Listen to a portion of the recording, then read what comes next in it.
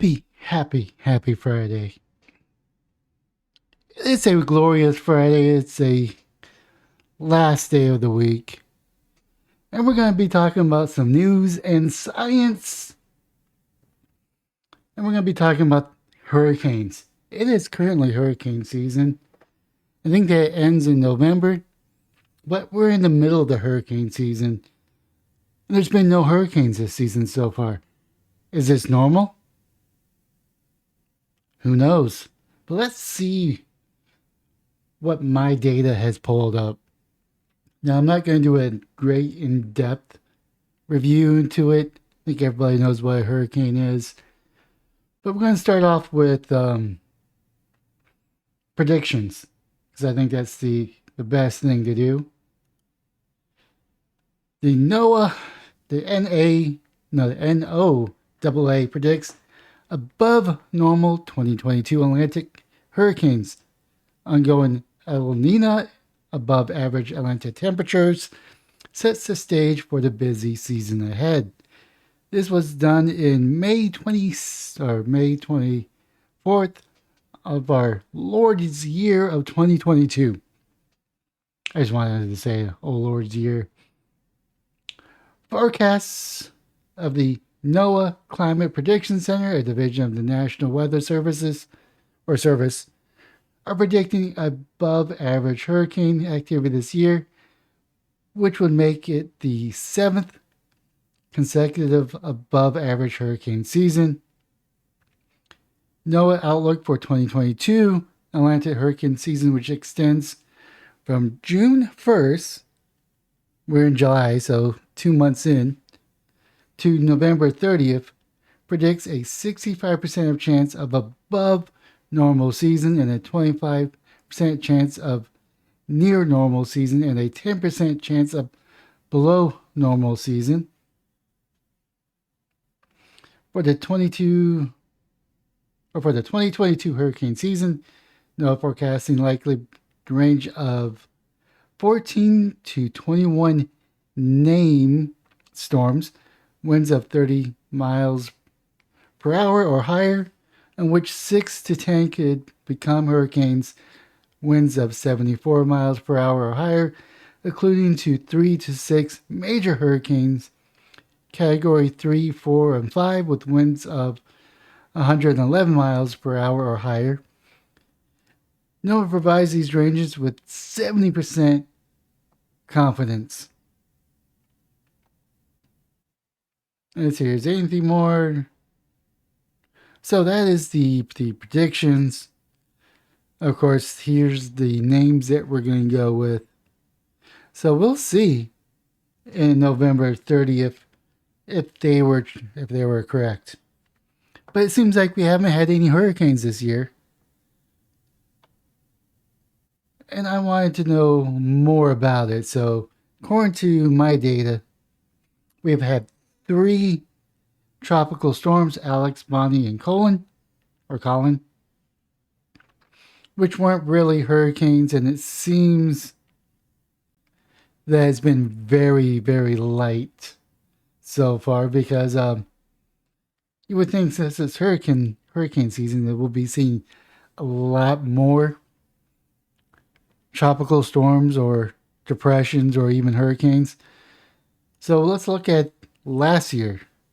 According to this time, July, we've had what? 1, 2, 3, 4, 5, about 5 tropical storms and 1 turning into a category 1 hurricane, with the end total of 21.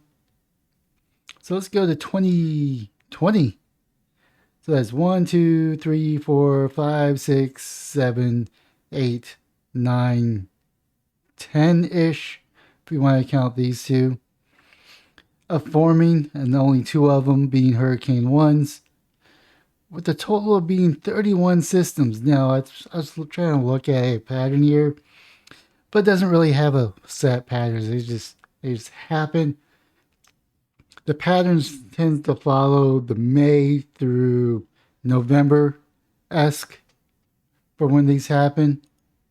And of course, we're going to go to 2019, which is on par for us, which, even though Barry was a Category 1 hurricane by this time, but it may be one of these, totaling 20 systems, which would be on par for their prediction. Then, of course, we get to 2018, which is also on par, which is a total of 16 systems for this year. So really, I just kind of went back to Wikipedia and trying to look at this just to see if I could find any predictions whatsoever, and I really haven't. So apparently, they're using models that I'm not privy to, and probably been studying this a lot more. So according to this, they've only had about 4 or 5, actually about 6 of them. Yeah, 6 of them, 5 of them. If you want to go with the actual date.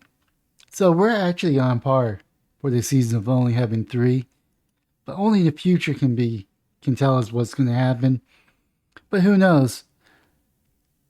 As you can see right here, that was 4 tropical storms, and the first one being a hurricane in January.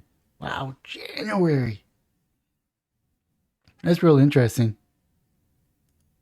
So, of course, this was 12 for 2015. You got 14, year 14, which was a total of 9, which I think was the lowest amount as far as I went. You get your 2013, which is 15. So there really is no actual pattern to this. It's more of a roll of a dice, as they say. This was 19 for 2012. And of course, the 2011, which is a total of 20 systems. And they had a total of 3, assuming that we don't count this one. See here. Yeah, I already read that one. Yeah, I'm not going to read this one. But as you can see, I kind of did a little bit of digging into the hurricane season. And we're actually on par with all the other years. Because, it doesn't really get popping until maybe August, when they start happening more regularly. Hopefully we don't have one of these where just as one forms, another one ends, and one ends, another one forms. Hopefully it's not going to be this active, but they are predicting more of a 20 or 21 system year. So we'll see. Hopefully on November 30th, if I remember this video, or if people remind me, I can see if they were correct or not. But one thing I do know is that there's a high pressure here in Austin, keeping the jet stream pretty low, which is keeping all the heat, which means that we're going to have a lot of warm days to come. Maybe August is going to be another warm month here for Texas, or at least for Austin. Hopefully, there's a storm that passes through and we get some rain, and it'll break the 100-degree weather that we're seeing. Anyways, I just kind of thought that was kind of interesting. Someone at work mentioned that we haven't had a hurricane, and it's keeping the high pressure rather low. And I just wanted to look into it because I thought it was interesting. But leave a comment down below what your thoughts are. Do you find these types of topics interesting? I know I'm not doing true justice to these topics, because mainly I'm just looking at the data, and data is kind of boring. But let me know what your thoughts are. And please smash the like and subscribe button in any and all platforms, or just the platforms that you're currently watching. But most importantly, have yourself a wonderful weekend. And if you live in Texas or in an area that's being affected by the heat, drink water.